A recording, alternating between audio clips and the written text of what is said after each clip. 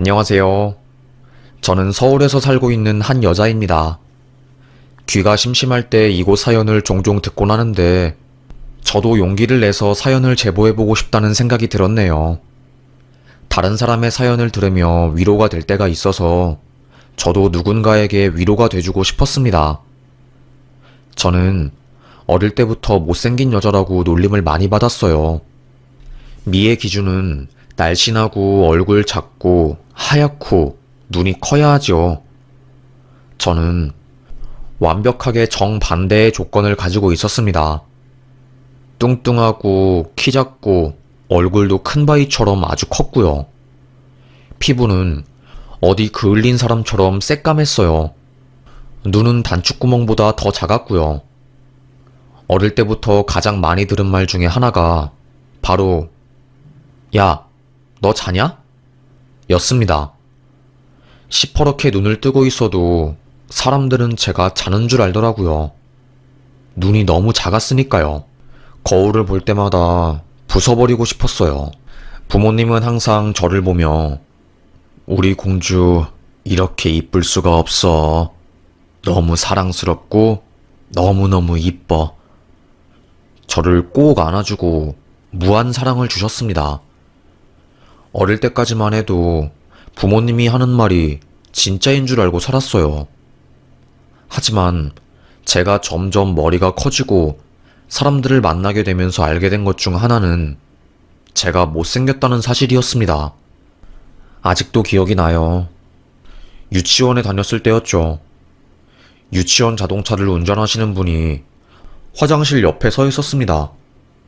입에 불쏘양치를 하고 나온 저는 아저씨를 보고 인사를 했어요.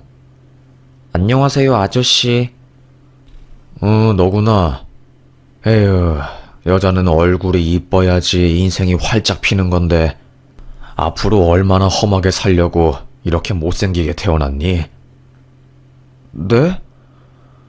그 소리를 엿들은 담임 선생님이 아저씨에게 화를 내면서 애한테 그런 소리 하지 말라며 내쫓았어요. 저는 무슨 말인지 정확히 이해하지 못했지만 괜히 서러운 마음에 엉엉 울었습니다. 집에 가서 엄마에게 엄마, 나 못생겼어? 그렇게 못생겼냐고. 날 왜 이렇게 낳은 거야? 나는 왜 이렇게 살아야 해? 울부짖으며 눈물을 흘렸습니다. 엄마도 깜짝 놀라서 저를 꼭 안아주며 위로해 주었어요. 못생기지 않았다면서요. 거울 속에 저는 괴물이었는데 부모님은 자꾸 이쁘다고 하니까 괜히 반항심이 생기더라고요. 저는 사춘기도 일찍 왔죠. 매일 집에서 울고 불고 방을 어지럽히고 학교에서는 적응하지 못하는 날들이 많아져 갔습니다. 그런 시간들이 쌓이니까 저는 제 자신과 더더욱 멀어져 갔어요. 학교에 가면 애들은 야, 니 며칠 동안 안 씻은 거냐? 피부가 왜 이렇게 까매? 무슨 초코파이도 아니고. 우리 엄마가 그러는데 너 정도 까만 거면 때를 안 밀어서 그런 거래. 때 좀 밀어봐. 처음에는 가만히 있었어요. 하지만 그 이야기를 가만히 듣고만 있으니까 미칠 것 같더라고요. 책상을 뒤엎고 남자애들을 마구 팼습니다. 그것도 초등학생이라서 가능했던 이야기죠.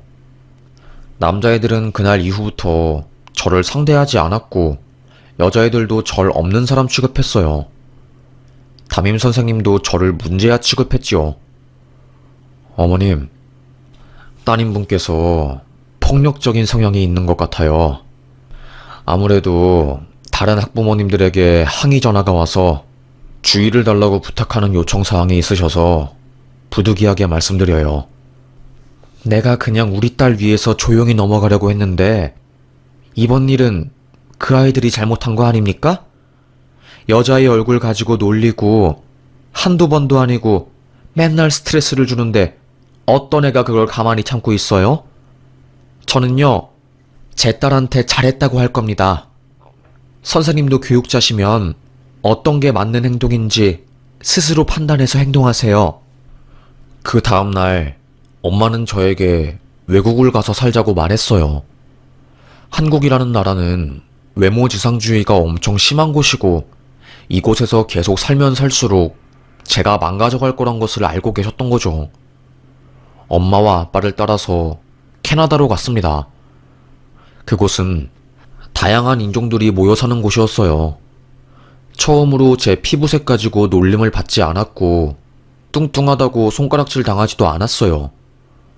그냥 저를 있는 그대로 바라봐주고 따뜻하게 품어주는 나라였습니다. 물론 동양인이라고 인종차별을 당할 때도 있지만 제가 한국에서 겪었던 것에 비하면 정말 아무것도 아니었죠. 그래서 저는 한국을 떠나 캐나다에서 오랫동안 살았어요. 대학을 캐나다로 왔으니까요. 20대 초중반을 캐나다에서 보낸 저는 작은 회사에 취업하게 되었습니다. 저를 놀리는 사람은 거의 없었지만 문제는 마음속에 자리한 외로움이었어요. 못생긴 여자로 산다는 것은 곧 외로운 삶을 산다는 것과 마찬가지였거든요. 저는 못생긴 것뿐만이 아니라 옷도 못 입고 몸도 안 좋아서 남자들이 좋아해줄 만한 구석이 한 부분도 없었습니다. 내가 너무나도 사랑하는 남자는 내 곁에 있는 것조차 불쾌해하니까 점점 위축되더라고요. 그래, 혼자 태어났으니까 인생 사는 것도 혼자 살아내야지. 이게 내 운명인 것을 어쩌겠어. 자기 최면을 걸었던 것 같아요. 그러다가 엄마가 암에 걸리셨다는 것을 알게 되었습니다. 치료를 위해서 한국에 간 저는 엄마 간병하느라 20대를 몽땅 써버렸어요. 내 목숨을 주고서라도 악마에게 내 모든 것을 팔아서라도 지키고 싶은 존재는 엄마였습니다. 캐나다에 있을 때 아빠와 엄마가 이혼을 하게 된 이후로 저의 유일한 가족은 엄마였거든요. 24시간 붙어있는 모녀로 병원에서 유명했어요. 오죽하면 의사 선생님도 따님분이 이 정도 지극정성이면 우리 어머님께서 꼭 병마랑 싸워서 이겨야 할 텐데요. 그쵸? 그러게요. 우리 이쁜 딸내미를 두고 어떻게 떠날 수 있을까요? 제가 힘을 내야지요. 실제로 엄마의 암세포는 점점 줄어들고 있었고 병원에서는 통원치료 권유도 할 정도였어요. 워낙에 병원 생활을 답답해하는 엄마는 저에게 퇴원하고 집에서 왔다 갔다 하면서 치료받고 싶어 부탁을 했습니다. 저는 아무래도 집보다는 병원이 위생적이고 의료진들의 관리를 받을 수 있을 것 같아서 입원을 계속하기를 바랐지만 엄마는 그렇지 않았습니다. 그래서 결국 퇴원을 하고 저희는 조심스럽게 여행을 떠났어요. 제주도였죠. 유채꽃밭을 본 엄마는 눈에 눈물이 그렁그렁했습니다. 엄마는 우리 딸이랑 이렇게 아름다운 유채꽃밭을 볼 수 있어서 너무 행복해. 정말 너무너무 감사해. 엄마, 앞으로 내가 이쁘고 좋은 곳 많이 모시고 다닐 테니까 제발 건강해줘. 엄마와 함께 보낸 제주도 여행은 그야말로 꿈 같았어요. 하지만 문제는 서울에 와서였습니다. 엄마의 건강 상태가 급격하게 나빠졌어요. 폐 쪽에 암세포가 번지고 있다는 진단을 받았고 그로 인해 호흡이 가빠지고 숨 쉬는 게 고통스러워진 엄마는 바로 입원을 하게 되었습니다. 독한 약을 쓰니까 사람이 미라처럼 변하더라고요. 밥도 못 먹고 운동도 못하고 심지어는 마약성 진통제에 취해서 기억도 잃을 정도였습니다. 단 한 달이었어요. 한 달 동안 급격하게 상태가 나빠진 거였죠. 의사 선생님은 암 환자들은 상태를 예측할 수가 없어요. 끝날 때까지 끝난 게 아니라는 말이 있죠. 그게 딱 암 환자들한테 적용되는 말이에요. 완치가 되는 것 같아도 암세포가 한 번 번지면 다시 원점으로 돌아가는 겁니다. 일단 마음 단단히 먹으세요. 저는 이번에도 그냥 스쳐 지나가는 바람일 거라고 생각했어요. 하지만 이번에는 달랐습니다. 결국 마지막에는 저에게 기도 삽입술을 할 거냐고 묻더라고요. 극악의 고통인 기도 삽입술. 딸로서 차마 허락하지 못했습니다. 저는 엄마를 보내드렸어요. 평생 흘릴 눈물을 그날 다 흘렸던 것 같아요. 못생긴 여자인 나. 세상에서 손가락질 받는 외모이지만 그런 나를 있는 그대로 사랑해주는 사람은 엄마뿐이었습니다. 그래서 엄마 때문에 살아갈 수 있었던 건데 그 존재가 사라지니 가슴속 한가운데 걷잡을 수 없을 만큼 너무나도 큰 구멍이 뻥 뚫려 있는 것 같았어요. 고개를 저으며 거짓말, 말도 안 돼 외쳐보아도 현실이었습니다. 캐나다에서 계속 살다가 한국에 들어와서 아는 사람도 한 명 없이 완전히 혼자가 된 저는 살아가는 하루하루가 고통이었습니다. 외로웠고요. 돌아가신 엄마가 남겨주신 유산은 제가 평생 일하지 않고 써도 풍족한 금액이었어요. 가진 게 소위 돈밖에 없는 여자가 된 거죠. 그래서 저는 돈이라도 쓰면서 살아야겠다 싶었습니다. 그때는 몰랐죠. 여자가 돈 쓰고 다니면 이상한 남자들이 들러붙는다는 것을요. 강남에 나가서 무작정 클럽에 들어가려고 했습니다. 죄송하지만 저희 클럽이랑 스타일이 달라서 출입이 안 될 것 같습니다. 그럴 때마다 저는 돈을 내밀며 테이블 잡으면 되잖아요. 그렇게 해서 남자들을 만났던 것 같아요. 그러다가 술에 잔뜩 취한 날, 술기움에 외로움을 떨쳐내던 어느 날, 키가 멀대처럼 크고 제 눈에는 참 잘생긴 어느 남자가 제 눈에 들어왔습니다. 제가 내세울 것은 재력밖에 없었으니 그날도 비싼 양주와 술을 시키며 재력을 과시했어요. 그 남자는 그런 저의 모습을 좋아라 하더라고요. 되게 쿨하고 성격도 시원시원하네요. 완전 내 이상형인데요? 그래요? 그러면 저랑 만날래요? 저는 적극적으로 그 남자에게 대시했습니다. 나 같은 추녀는 죽었다 깨어나도 이런 남자랑 못 만날 것 같았어요. 그래서 더 아쉬운 것 없이 잘 되면 좋은 거고 잘 안 되어도 상관없다고 생각했습니다. 얼씨구나 넘어왔죠. 그 남자 입장에서는 영어도 잘 쓰고 쿨하고 돈도 여유 있는 제가 매력 있어 보였나 봐요.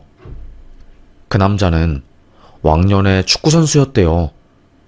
국대에 들어갈 뻔하고 지방에서는 꽤나 잘 나가는 선수였는데 아킬레스건을 크게 다친 이후로 선수직에서 내려왔다고 합니다.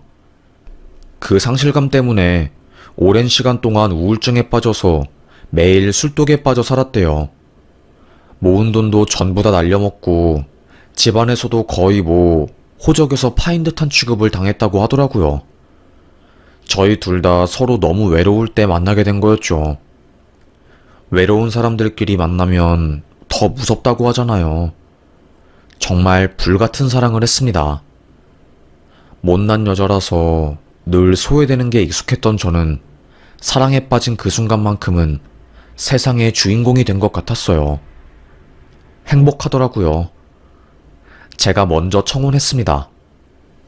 집이고 뭐고 아무것도 가지고 오지 말라고요. 내가 다 가지고 있으니까 당신은 몸만 오라고요. 보통 남자가 할 대사인데 제가 했습니다. 오히려 남자친구는 그런 말을 하는 제가 멋있어 보였대요. 박력 있어 보였고 다른 여자들이랑은 달라 보였다고 합니다. 사실 주변에서는 제 결혼을 반대했어요. 아무리 그래도 그 남자는 아니다. 딱 봐도 양아치 같은데 그놈이랑 결혼하게? 그러게 말이야. 사람한테 편견 가지면 안 되긴 하지만 솔직히 축구선수 출신이잖아. 그것도 지방 출신. 운동하는 애들 몰라? 양아치 수두룩 빽빽해. 저는 어릴 때부터 못생긴 걸로 차별받고 편견 어린 시선 때문에 꽤 오랫동안 우울하게 살았던 기억이 있어요. 그래서 오히려 나랑 가까운 사람들한테는 편견 어린 시선을 보내기 싫었습니다. 주변 사람들이 반대하는 결혼이라서 더 그 결혼을 추진시키고 싶었어요. 시어머님은 처음에 저를 반대하셨다가 나중에는 제 진심을 알고서 더 좋아하셨습니다. 아들, 여자 얼굴 3년이면 끝이다. 사람 속을 봐야 해. 어머님은 제 마음씨가 너무 좋다면서 칭찬해 주었습니다. 속이 깊다면서요. 그도 그럴 것이 제가 시댁을 엄청 잘 챙겼거든요. 기관지가 안 좋으신 어머님을 위해서 배도라지 푹 쪄서 달인 진국을 보온병에 넣어서 한 달에 2번씩 전해드렸고요. 도라지 절편도 매달 사서 보내드렸습니다. 남편은 그런 제가 너무 좋대요. 나 정말 결혼 잘한 것 같아. 어머님도 우리 아들이 결혼 전에는 맨날 집에서 게임하고 술만 먹었어. 몸 다친 이후로 선수 생활을 못하니까 아주 이놈 자식이 폐인이 되었다니까. 그걸 지켜보고 있는 나는 아주 속이 터질 지경이었지.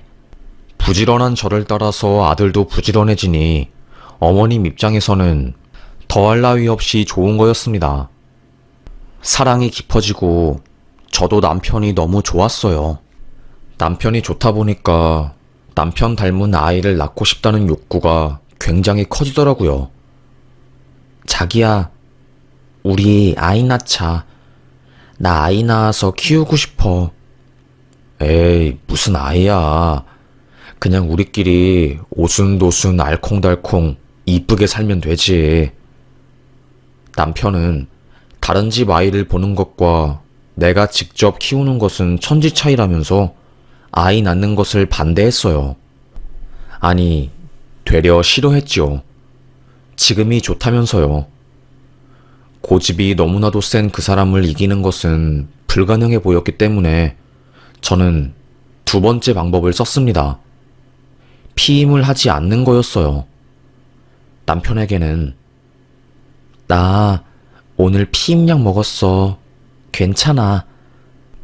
거짓말을 했죠. 하지만 그래도 자연 임신은 힘들었습니다. 산부인과에 저 혼자 가서 검진을 받아봐도 저에게는 문제가 없다는 대답만 들을 수 있었고요. 남편과 함께 병원에 가고 싶은데 설득하는 게 쉽지 않았습니다. 저도 임신에 대한 미련을 버리고 마음 편하게 살았어요. 그냥 임신이 되면 좋은 거고 안 되면 안 되는 대로 행복하게 살면 되지 라는 생각이었습니다. 어느 순간부터 한국에 있는 친구들이 저에게 묻더라고요. 너네 부부는 결혼한 지 꽤 된 것 같은데 애기를 안 가지네? 네 남편 인물 좋잖아. 이세도 이쁘겠지. 걱정하지 말고 도전해봐. 제 속을 모르는 친구들은 아무것도 모르고 제 속만 벅벅 긁어놓았습니다. 자꾸 머릿속에 친구들의 말이 맴돌더라고요. 고민 끝에 다시 한번 남편에게 이야기를 꺼내보았어요. 아니, 요 며칠 전에 캐나다에서 만났던 친구들을 한국에서 다시 봤거든. 나한테 자꾸 물어보는 거야. 아기 언제 가질 거냐고. 남편은 아무 말도 하지 않았습니다. 저는 다시 이야기를 꺼냈어요. 나도 사실 아기 가지는 거에 대해서 크게 집착은 안 하는데 괜히 신경이 쓰이더라고. 친구들이 아기는 꼭 가져야 한다고 말하니까 괜히 조급하고 그러네. 여보, 이참에 우리 시험관 해볼까? 내가 말했지. 싫다고. 애 키우는 게 장난도 아니고. 대체 당신은 어떤 친구들을 만나고 다니는 거야? 이상한 말만 듣고 다녀, 진짜. 제가 그 이야기를 꺼낸 그날 이후부터 남편은 저에게 엄청난 집착을 하기 시작했어요. 친구들을 만나고 오겠다고 하면 친구들 전화번호 뭐야? 아, 무슨 전화번호를 달래? 내가 애도 아니고 진짜. 그러지 마. 아니, 걱정되어서 그런 거지. 뭐냐고. 전화 안 할 거고 그냥 기록만 해놓는다고. 거의 의처증 수준이었어요. 1시간 이내로 연락이 안 오면 엄청나게 불안해하더라고요. 그런데 솔직히 말하면 그 관심이 좋았어요. 저는 못생겼다는 이유로 늘 사람들에게 무시당했고 관심받게 대상이었는데 사랑을 빙자한 집착을 받으니 기분이 좋더라고요. 집착과 사랑을 구별하지 못하는 거였죠. 하여튼 간에 집착 속에서 허우적대며 살고 있을 때였습니다. 생리를 안 하더라고요. 원래 생리 주기가 일정한 편이었기 때문에 기분이 쎄했습니다. 설마 임신은 아니겠지? 친구들에게 생리 늦춰진 이야기를 하니까 깜짝 놀라며 야, 임신 테스트기 해봤어? 아니, 설마 임신이겠어? 그렇게 노력해도 안 됐는데? 혹시 몰라. 일단 해봐. 약국에서 2,000원이면 살 수 있어. 등 떠밀듯이 임신 테스트기를 해보라는 친구들의 말에 저는 용기를 내서 테스트를 해보았어요. 약사님, 여기 테스트기 하나 계산이요. 품 안에 넣은 테스트기를 들고 집에 간 저는 남편이 오기 전 화장실에서 테스트를 해보았습니다. 설명서에는 10분 뒤에 테스트 결과가 나온다고 써 있었는데 이게 웬걸. 바로 2줄이 뜨는 겁니다. 너무 당황스러웠어요. 보고 또 봐도 믿기지 않았습니다. 외투를 걸치고 다시 약국으로 갔어요. 약사님, 테스트기 2개 더 주세요. 근데 혹시나 해서 물어보는 건데 테스트기가 오류일 리는 없겠죠? 에이, 오류 없어요. 한 줄 나왔는데 나중에 정밀검사로 임신 판정받는 케이스는 있어도 2줄이 한 줄로 되는 거는 절대 없습니다. 심장이 쿵 떨어질 것 같더라고요. 제가 임신을 했습니다. 피임약 먹었다고 거짓말치고 남편의 아이를 가지려고 별의별 짓을 다 해봤던 제가 임신을 하게 된 거였어요. 이 말을 어떻게 꺼내야 할지 몰랐습니다. 사실 남편은 안 좋아할 것 같았거든요. 친구들한테도 말하고 캐나다에 있는 홈스테이 가족들한테도 말했지만 남편한테는 차마 못 말하겠더라고요. 그래서 저는 남편 말고 시어머님에게 이 소식을 먼저 전했습니다. 어머, 정말이니? 세상에, 어떻게 이런 소식을 가지고 오니? 너무 고생했다. 정말 축하한다. 어머님은 환하게 웃으면서 저에게 축하를 해주었어요. 기쁜 마음을 머금고 집에 들어갔습니다. 그런데 문을 열자마자 남편이 제 뺨을 때리더군요. 너무 놀란 저는 당신 뭐 하는 짓이야? 나 혼몸 아니야. 왜 날 때려? 나 당신 아이 임신했다고. 왜 때리는 거야? 어머님한테 아직 못 들었어? 더러운 년. 방금 엄마한테 전화 받았다. 너 도대체 어떤 놈이랑 뒹굴고 다니는 거냐? 미쳤냐? 남편은 저를 불륜녀로 몰고 가는 겁니다. 영문도 모른 채 저는 남편한테 얻어맞았어요. 축구선수 출신인 남편의 장단지 힘은 보통 남자들보다 더 강했습니다. 그 다리로 제 엉덩이를 걷어차니까 온몸이 부서지는 것 같았어요. 저도 모르게 다리에 힘이 풀리더라고요. 그 와중에 아이는 지키겠다고 배를 움켜쥐었지요. 당신은 내가 다른 남자 아이를 임신했다고 생각하는 거야? 그러니까 내가 바람 피운 거라고? 그 근거가 대체 뭐야? 왜 그렇게 생각하는 거야? 나 무종자증이야. 본인이 무종자증이라고 갑자기 폭로를 하는 겁니다. 저는 깜짝 놀라서 그러면 그걸 왜 지금까지 말 안 한 거냐고 캐물었어요. 예전에 축구하다가 고안 중에 하나가 터졌었대요. 그래서 검은 물이 나오고 비뇨기과에 가서 정밀 검사를 받았다고 합니다. 그 과정에서 본인이 정자가 거의 없는 무정자증이라는 것을 알게 되었나 봐요. 저는 솔직히 남편이 무정자증이든 아니든 상관이 없는데 남자 입장에서는 좀 달랐나 봐요. 남자가 무정자증이라는 사실이 자존심 상했고 그래서 저에게 일부러 아이 안 좋아하니까 아이 낳지 말자고 한 거였나 봐요. 임신 계획을 세우면 남편도 같이 병원에 가서 검사를 받아야 하니까요. 너 어떤 놈이랑 놀아난 건데? 지금이라도 솔직하게 말해. 내가 만만하냐? 어? 내가 몸 다쳐서 더 이상 선수 생활 못하고 집에서 백수로 있으니까 만만해? 자격지심이 어마어마한 놈이었습니다. 생활비의 대부분이 저에게서 나오는 것이니 은근히 그게 신경 쓰였나 봐요. 남자가 남자 노릇을 못하니까 자격지심이 있었던 거죠. 뺨 맞은 저는 어안이 벙벙했습니다. 맹세코, 목숨 걸고 나 불륜한 적 없어. 제발 믿어줘. 애원하듯이 말을 해봤지만 그놈은 저를 믿지 않았어요. 저도 이미 그놈에게 정이 떨어진 상태라서 이혼을 결심했습니다. 소식을 듣고 달려온 시모가 이게 대체 무슨 일이냐고 자초지종을 물었어요. 제가 아무리 솔직하게 모든 이야기를 해도 역시 팔은 안으로 굽더라고요. 시모마저도 저를 의심했습니다.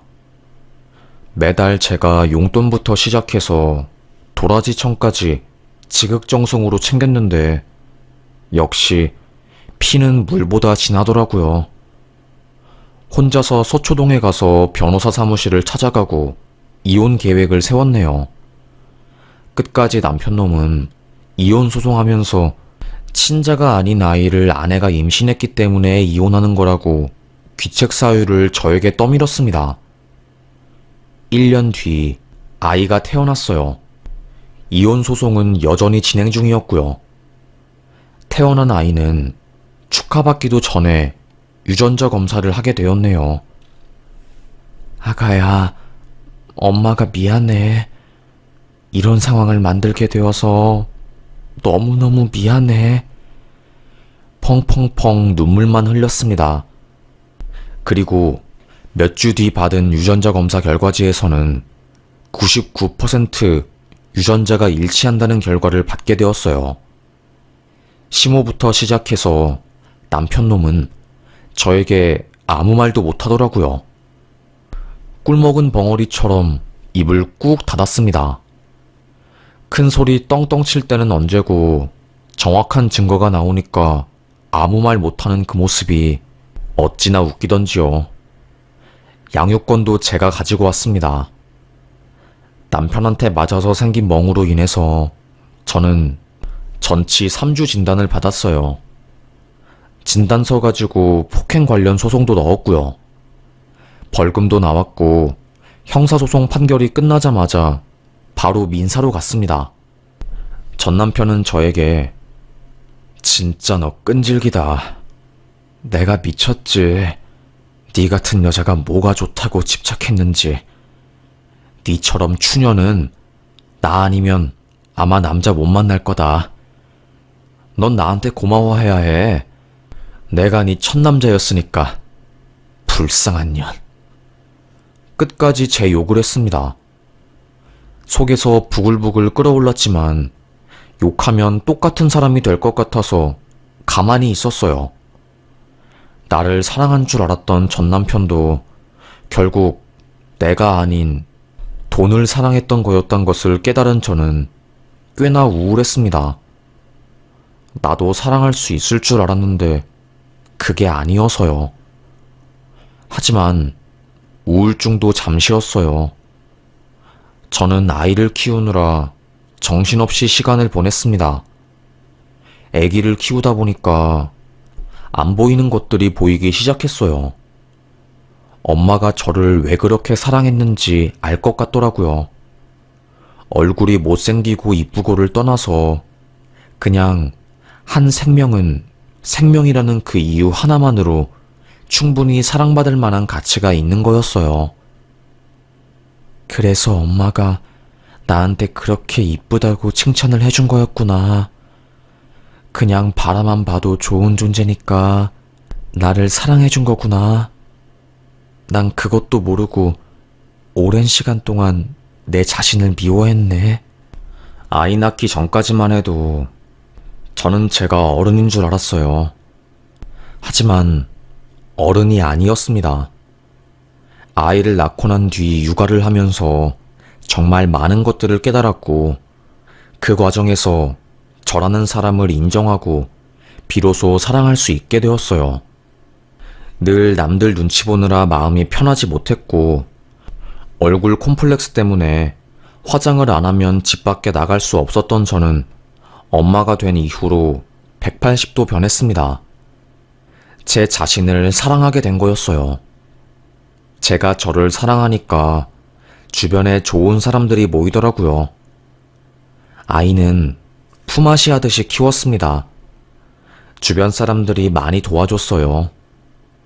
그러다 보니까 이혼이라는 아픔도 서서히 잊혀가는 듯 했죠. 그 무렵에 듣게 된 소식이 저를 놀라게 했네요. 그거 알아? 네 전 남편 이번에 강남 마약 수사 과정에서 붙잡혔대. 에? 그게 무슨 소리야? 너 진짜 아무것도 몰랐구나. 뉴스에 나온 거 못 봤어? 전직 축구선수 마약 검사에서 양성 반응 나왔다고. 남편 놈은 저와 이혼한 이후로 강남 클럽에 가서 죽치고 살았대요. 맨날 술 마시고 나쁜 애들이랑 어울려 다니고 총각시절로 돌아간 거였죠. 결혼하고 안정적으로 잘 살던 아들이 이혼 후에 완전히 삐뚤어진 인생을 사니까 시모는 엄청 불안했나 봅니다. 저에게 장문의 문자를 보내기도 했어요. 며느리야, 내가 어리석었다.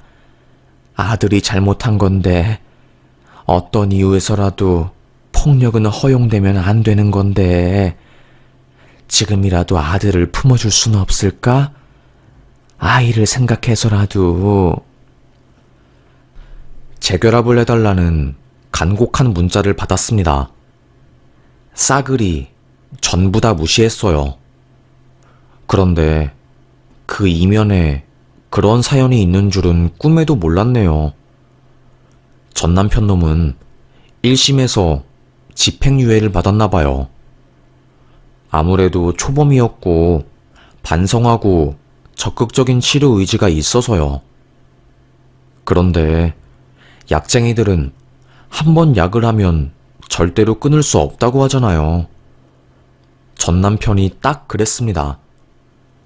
출소하자마자 강남 클럽에 가서 또 약을 했나 봐요. 신고가 들어왔고 결국 구치소에서 나온 지 얼마 되지도 않아서 바로 구속이 되었다고 합니다. 그때 시모가 전화 왔어요. 아이고, 네가 들었는지 모르겠는데 울 아들이 구속됐어. 내가 주변에 부탁할 사람도 없고 해서 염치불구하고 울 아들 변호사 비용에 보태게 돈 500만 좀 빌려다오. 돈 빌려달라는 시모의 전화를 받자마자 저는 콧방귀를 뀌었습니다. 그만한 돈 없습니다. 설령 있어도 차라리 기부하고 말겠어요. 연락하지 마세요. 그 이후로 시모와 전 남편의 전화번호를 완전히 차단하고 제 번호도 바꾸면서 연이 끊겼네요. 지금은 제가 혼자서 딸내미를 키우고 있습니다. 다음 달에 캐나다로 가서 함께 살기로 했어요. 아무래도 제가 캐나다를 너무 좋아하기도 하고 외모 때문에 어린 시절에 상처받는 것보다 다양성을 인정해주는 나라로 가서 마음 편하고 행복하게 공부하고 학창시절 보내는 게 좋을 것 같아서요. 딸내미도 긍정적으로 잘 살고 있고 저도 마음을 추스르고 지금은 아주 건강하게 살고 있습니다. 이제는 제 자신을 조금 알 것 같아요. 젊은 시절에 저는 외모를 최고의 가치로 여겼거든요. 아무리 내가 열심히 살고 스펙이 좋아도 얼굴이 못생기면 말짱 도루묵이라는 생각을 엄청 많이 했기 때문이었어요. 외모가 이쁘면 고시 삼관왕이라는 말이 뭔지도 알겠더라고요. 그래서 더 힘들고 못생기게 태어난 제 자신을 많이 원망하기도 하고 슬퍼하기도 했습니다. 그래서 전 남편처럼 나쁜 놈한테 매달리고 돈 쓰고 시간과 재산을 많이 낭비했어요. 잘생긴 남자를 만나려면 못생긴 여자는 이 정도로 노력을 해야 한다고 생각했거든요. 참 어리석은 생각이죠. 하지만 지금은 아닙니다. 아무리 잘생기고 이뻐도 속이 텅 빈 강정이면 그것만큼 매력 없는 게 없거든요. 저는 속이 텅 빈 강정보다는 속이 꽉 찬 사람이 되려고요. 아이에게도 공부보다는 인성이 좋아야 한다고 교육하고 있습니다. 그리고 나중에 듣게 된 소식인데 전 남편은 결국 징역 2년 8개월을 선고받았다고 하더라고요. 재범이었고 판결 끝난 지 얼마 안 되었을 때 또다시 약에 손을 댄 거라서 거의 가중처벌을 받았다고 합니다. 그곳에서의 생활은 거의 폐인 수준이었대요. 건너 들은 말로는 시어머님은 아들의 수감 생활로 인해 충격이 너무 커서 거의 집 밖에 나오지를 못하시고 전 남편 놈은 교도소 안에서 괴롭힘을 꽤나 많이 받고 있다고 하더라고요. 제 친구들은 저에게 그러게 우리가 그 결혼 하지 말라고 할 때 우리 말 듣지. 에휴. 한탄을 하지만 저는 되려 이혼을 통해서 성장했다고 생각합니다. 그리고 돈 주고도 바꿀 수 없는 너무나도 사랑스러운 아이를 제 품에 안았으니까요. 이제는 아이 잘 키우면서 살아야죠. 감사합니다.